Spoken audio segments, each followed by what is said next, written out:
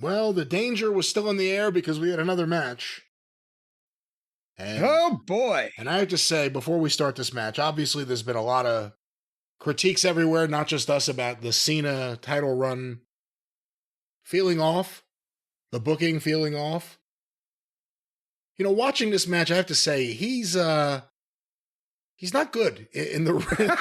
He's not good. He's one of the biggest stars ever. He connects with people, but his actual work is, I don't even know if sloppy is the right word. It's almost like nothing, Very careful. Nothing touches anything.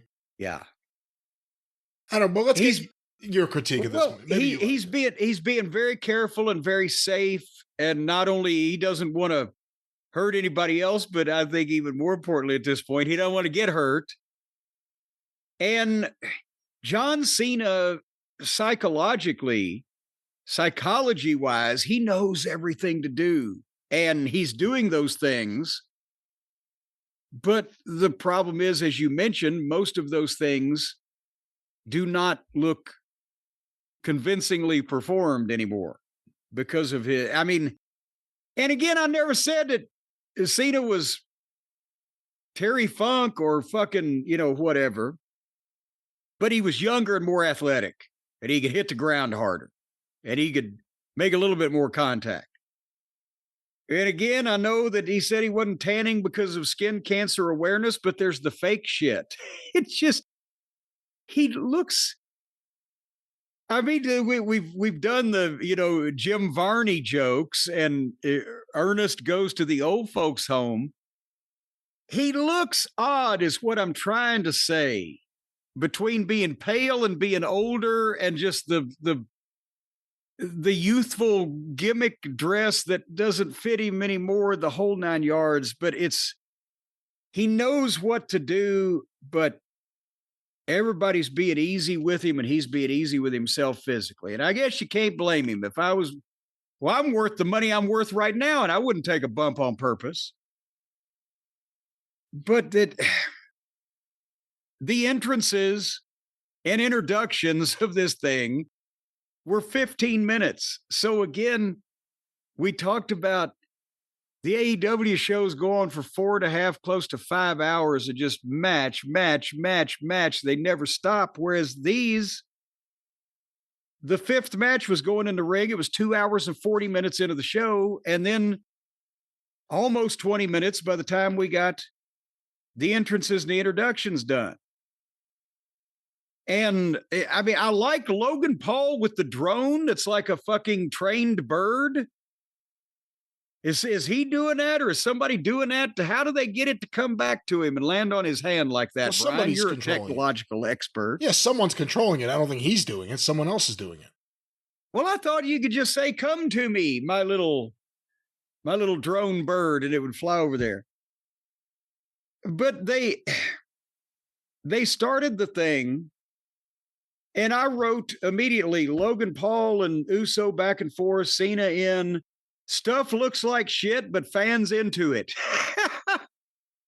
They do the dueling chants, and the people live in the building are looking over it, and he does almost nothing, but it gets over with the people there because it's the right thing to do, at least at the time. They're not looking at the state of it. Yeah, I'm just telling you. And it turned into a spot show match. I thought that John was back at St. Teresa's gym, where they're just doing some spot show shit. It's the furthest thing from flying off the top rope right now through furniture. They were going to do a little bit of that later on. But then Cena and Logan Paul started tagging themselves in with the back slap and getting pissed. Hey, I didn't want to get out. What are you doing? And Cena's like, I'm trying to teach you, and they're shoving each other, and that gives Jey a chance to tag Cody. So he makes a big comeback, and then they stop him and get more heat on him now. Oh, fuck. Because they had cut Jey off within the first 2 minutes of the start of the match. I mean, we used to spend a little more time in getting the people invested in the baby faces, but now I guess just get to the meat of the matter. And then they started going into the more heavy, bigger momentum, false finish stuff. Cody hit a crossroads on Cena, but Logan Paul came off the top, tried to save, but he splashed Cena instead. Jey speared Logan Paul. Everybody was down. Cena and Jey Uso had an awkward exchange because now everybody's timing was off there. And then Logan Paul got on the top rope and called his drone, and it landed on him, but Cody jumped up and superplexed him with the drone in his hand. And I was getting seasick at that point, trying to figure out which way was up from that camera angle. And then they have to go out to the desk and they give, let's make up for the first 20 minutes by breaking a lot of furniture.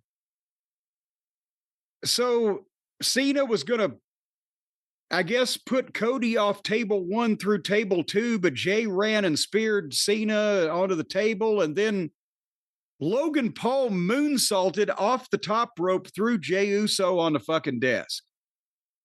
And how much distance did he get? That was crazy. It'll have 15 feet. That was nuts. Had to be. Yeah. And I mean, he may be a dick, but you got to say he's committed. Because fuck that. That's going to be the name of his restaurant, The Committed Dick. Hey, you know, there is actually a goddamn dish. I don't know. There's a canned. Listen to me now. I've got it here on my desk. I can't reach it with my headset on. I got it in the store, in the grocery store over in the United Kingdom. It is a can of what is called spotted dick. And that's a food product over there, apparently. But anyway, so Cena gets the title belt and nails Cody with it. And suddenly a hooded man hits the ring in a black hood and a black shirt and everything. And he tackles Cena and starts wailing away on him. Boom, boom, boom. And he stands up and he pulls off the hood and he pulls off the ski mask, and it's R-Truth. And the place comes unglued. They're beside themselves. And he grabs the title belt and hits Cena in the head. And boom, and he takes off, and Cody is back in and hits the crossroads. 1, 2, 3. Cody beats Cena with the assistance of the returning R-Truth. And that is the only thing that made this fucking match. They've hit something, which we're going to talk about here in a minute. But that was the best thing they could have done. And the right thing to do. And it got over like crazy, but the rest of this match was somewhat dreary, and that's the truth. Was that belt anywhere near Cena's head? About 6-8 inches away. I mean, they're treating him like he's a Fabergé egg, and I mean... I heard he's changing his name to Tomohiro Cena. Well, there's an element I can understand because he's 50 years old. He's got to do this 18 more times this year, and it could be a serious plan fuck up if somebody drops him on his head. But holy, I'm just is a little off as a match. But the finish, the finish wasn't actually that great either, except for R-Truth. Everything else was kind of But am I being too hard on it? No, you're not. The whole thing was about the R-Truth moment, and that was a great pop and a cool moment and a cool surprise.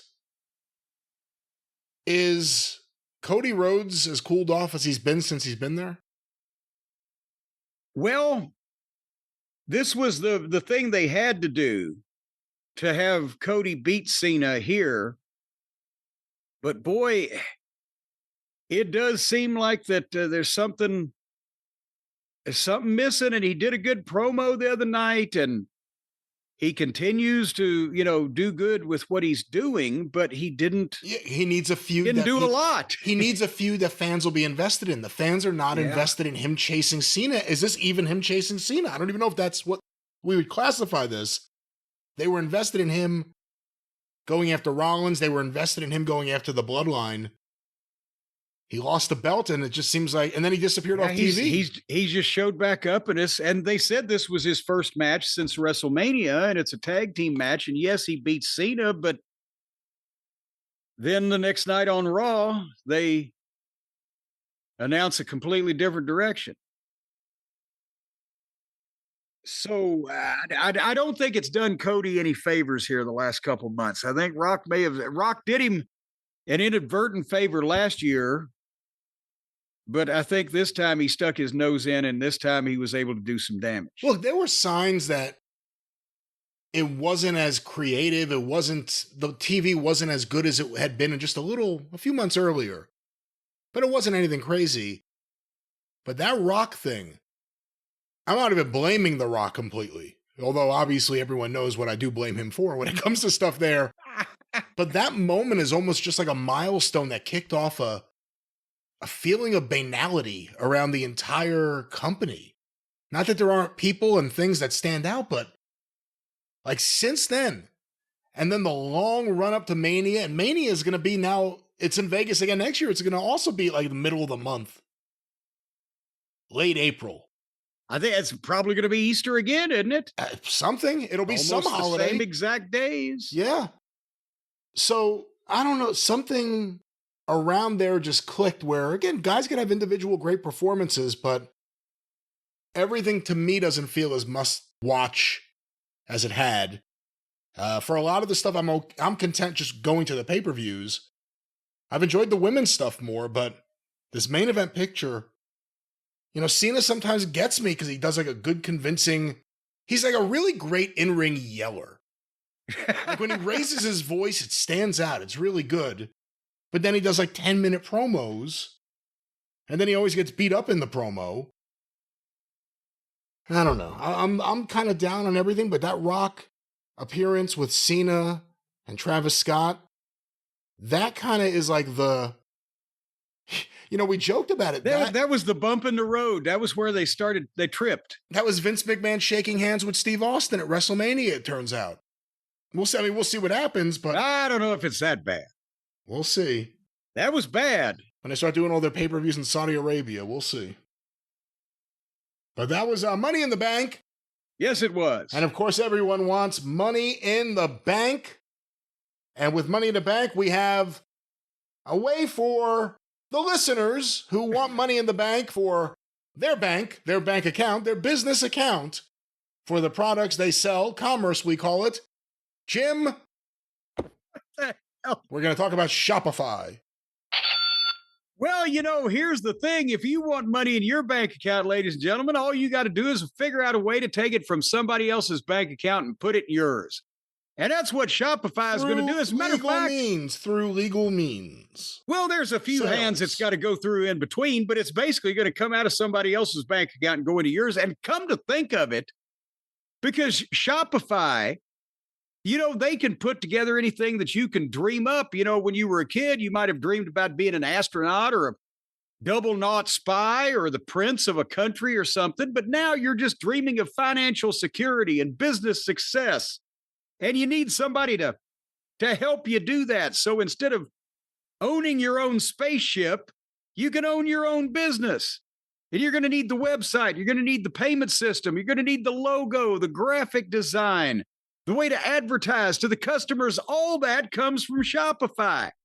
Or what you could do is you could skip a lot of that in the middle. And I'm just thinking, if your idea to make a business was just to be able to figure out a way for Shopify to figure out how to get money out of other people's bank accounts and just deposit it directly in yours, well, it seems like you'd skip a lot of hard work there. Well, it seems like you'd be a What about criminal. if you came up with a company called International, steal somebody's money from their bank account and put it in mine limited? I don't think they would be allowed to use the wonderful Shopify platform. Of course, you can advertise your products wherever you want. You can have them in the shop store that everyone uses and loves. Easy pay with that purple button. Oh, that Shopify. purple button. Boy, you just take your middle finger and you tickle that purple button and you just watch. Hit that button with one finger, boop, and then you get your sale let's get to something. You just stick your finger on that purple button, boy, and that's where things start blowing up around you. Your business is going to be bigger than ever. You're going to make all the money. If you can't design a website, Shopify is going to do it for you. If you need help with everyday tasks like enhancing product images or writing product descriptions, generating discount codes, Shopify is going to help you. If you need help finding customers with email and social media campaigns, Shopify is going to help you. If you need help distracting the bank guard while you go in and get behind the counter and take some money out of the other people's bank accounts, Shopify is going to help you. And what if you get arrested? You're on your own. Folks, right now, you can turn your dreams into either reality or a jail sentence by giving yourself the best shot at success with Shopify. All you got to do is go to shopify.com/JCE and you're going to get a $1 a month trial period. You can't start selling today unless you go to Shopify right now. Start putting this stuff together. There's no time like the present. But as soon as you do that, for only $1 a month, Shopify.com/JCE can show you the way to make money. And the best way you're going to make money is by taking it from other people. Other people's money is better than your money because you can get it from them and then put it in your bank account. Right, Brian? Again, we're talking honest, genuine sales. Let's just focus on that. Commerce. Sell your products. Commerce. Sell your products to the biggest audience you can. Shopify, the shop app. Shopify is there for you. Let's hear that sound. Well, there it is. It's the sound that all capitalist pigs like to hear right before they lead their customers to the slaughter and take all of their money. Again, back at you. You don't have to be a capitalist pig, although capitalism is wonderful. Shopify, one more time, Jim. What's that promo code? JCE. And what's that website? Oh, well, you just asked for the promo code. If you want the website, it's shopify.com/JCE. All right. This is going so well here today, ladies and gentlemen. Let me put this down. Double barrel Shopify action here with the sound effects. And then I close the drawer on the cord, and then we close the drawer. We are back as if we ever left.